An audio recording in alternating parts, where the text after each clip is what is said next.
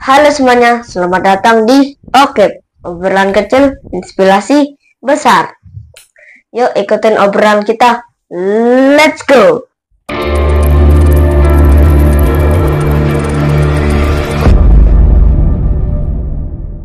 Soeharto. Nah, yang ketiga, ntar ini kalau kasih tahu. Nah, jadi Tobi Rama itu adiknya Hashirama itu. Jadi dia ngikutin apa namanya jejak kakaknya jadi Hokage juga. berarti yang Naruto ini seperti Pak Jokowi, berarti ya Hokage ketujuh dia ya. Iya. Kan Pak Jokowi kan presiden ketujuh dia. Ya. Nah, nanti pas dia udah pensiun Naruto jadi Hokage. Nah, ada Hokage baru tapi dia cewek. Bukan cowok. Jadi sekarang udah beda namanya. Yang dulunya sama kayak Indonesia, nanti pas sudah ada Hokage ke-8 ya jadi beda sama seluruh Indonesia kan. Nah, kan yang jadi presiden ke-8 itu kan Pak Prabowo ya. Nah, kalau yang di itu apa?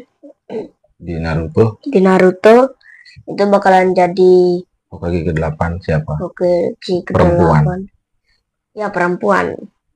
Anaknya dari Sakura sama Sasuke, namanya kalau nggak salah Uchiha Sarada. Uchiha Sarada.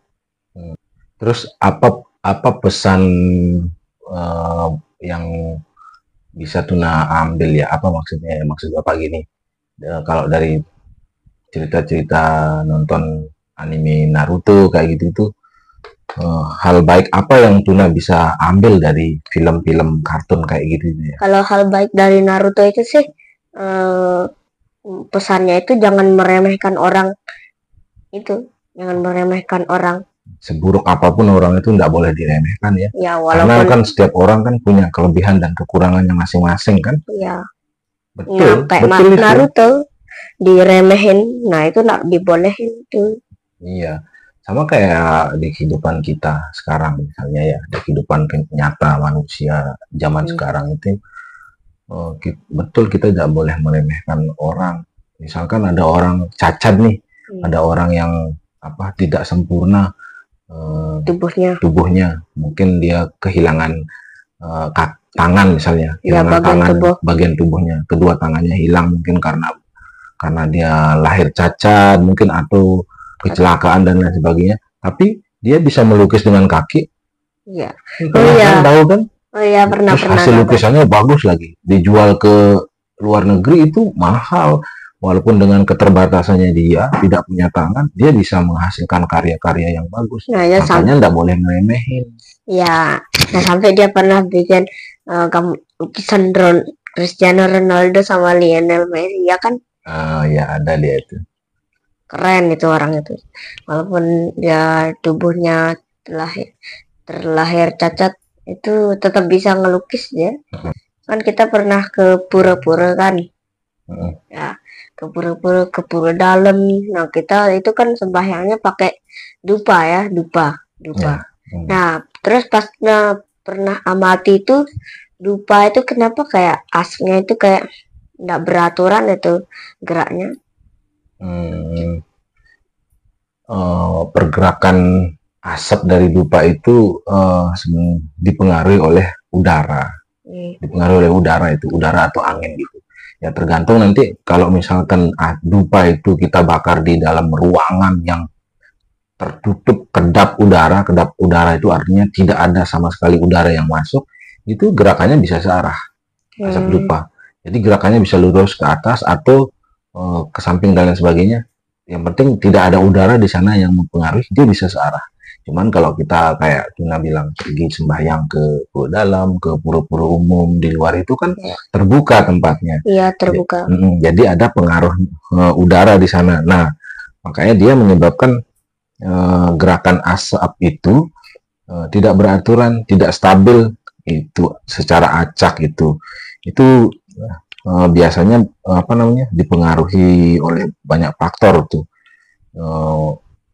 Tadinya anginnya itu stabil, misalnya asap, tapi ada orang lewat, terjadi gerakan perubahan lagi.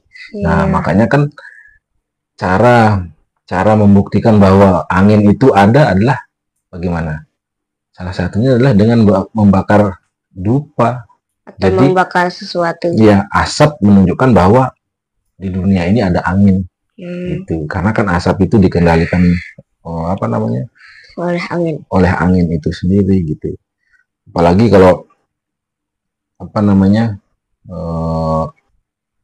nah ada juga sih asap itu yang bisa secara searah tapi digerakkan oleh bantuan-bantuan fasilitas, misalnya seperti kipas angin.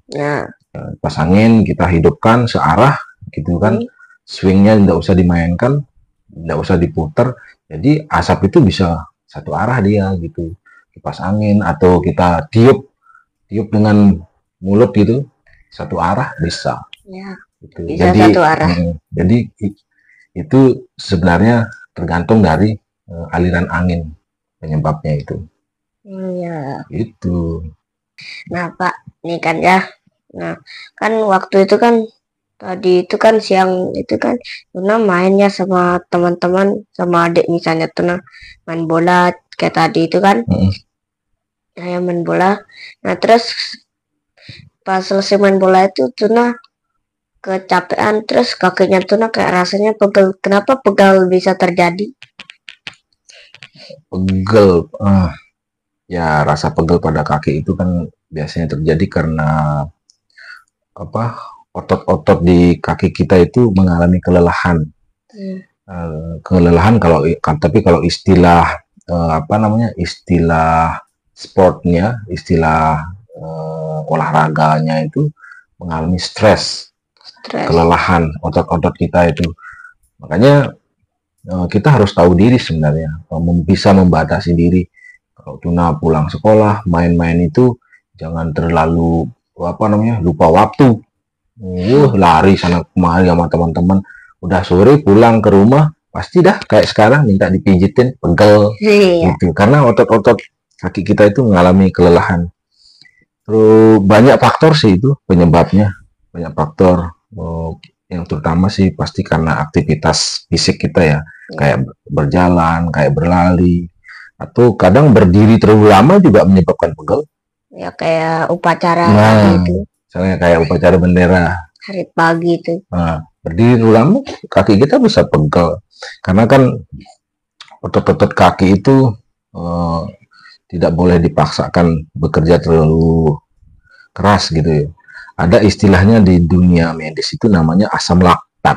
Nanti kalau Tuna belajar kesehatan itu ada namanya asam laktat. Jadi kalau kita pegel itu biasanya yang menumpuk itu adalah asam laktatnya. Itu. Sehingga rasa pegel itu atau rasa nyeri itu akan terpicu dia. Asam laktat itu penyebabnya. Atau kadang juga pegel itu terjadi karena kurangnya peregangan kayak biasanya kan pemanasan ya. Kalau olahraga itu makanya kan guru olahraga kan pasti suruh ayo pemanasan dulu. Nah kayak gitu. Tujuannya itu untuk menghindari cedera dan pegal itu mengurangi cedera kayak gitu, pemanasan gitu loh. Tuh besok lari-larinya aja. Jangan terlalu oper. Ya mau gimana, jajan main bola terus. Kenapa?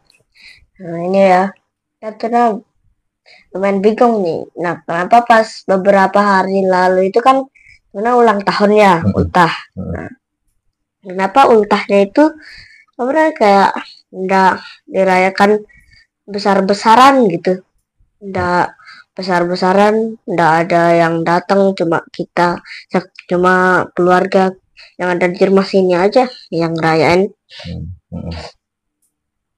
Ya, sebenarnya ulang tahun itu pada intinya adalah Bapak ingin mengajarkan bagaimana kita itu bersyukur. Jadi tidak dilihat dari seberapa besar acaranya dirayakan. Kadang orang dengan dirayakan cukup dia dibelikan kue sama mamanya, ibunya, tiup lilin, sudah senang, sudah bersyukur